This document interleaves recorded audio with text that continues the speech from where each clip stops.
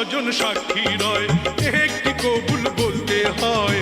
হায় আল্লাহ মিলায় যেন দুটি মন।